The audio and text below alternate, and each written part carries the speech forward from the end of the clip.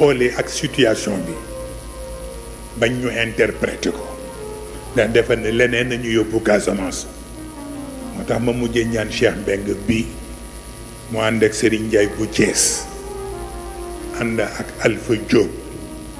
ànd ak doyen Ibou Guèye ñoom ñu dem par la route dem taxawal ma ca Casamance ca ñoom Moussa wa tabarakallahu ci sutura yàlla nee na léeg-léeg dinañu ndaw dajeek ay barrage nee na ñuy taxawloo oto bi waaye nee na bu ma wàccee génne sama carte pur ni leen ñun waa pur lañu ñu ne pur moom ci ñun la ñu bokk kon nañ leen bàyyi ñu jàll waaw loolu jar na sant yàlla waaw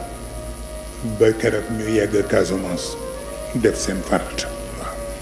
bu defee kon nag ñu ngi koy gën a feddali di ñaan yàlla boole ñu ndam bi yàlla boole ñu sutura bi waaw di ñaan sunu mbokk rek Barthélémy Diaz ñu bañ ko nax waaw ñu bañ ko nax waaw ndax it dañu amoon yaakaar ci moom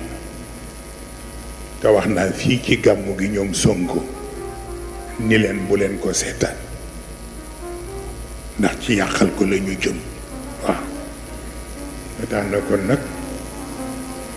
dégg naa sax ku ko laaj ni ko bi ngay jël contact yi lu tax jëluloo contact ak Serigne Moustapha mu ni je n'ai pas accès à lui waaw et je n'ai pas son numéro de téléphone peut-être son fils maanaam capitaine lay wax moom la jota miinanteel waaw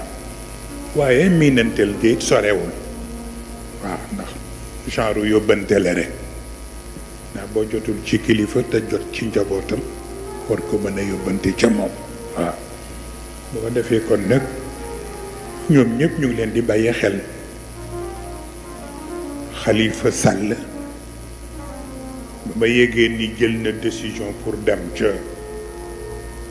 seen daja ba ca palais ba yónni naa Cheikh Youm bi ca moom la ma koy wax ma wax ko ko et puis c'est tout parce que bis bu ñu demoon ba mu war a falu waa partem duñ ko fal man mii maa koy fal waaw ba tax na kon nag ku fi jar muy yàq liggéeyam newu fi waaw bu ko defee kon nag ak ñi ci des ñëpp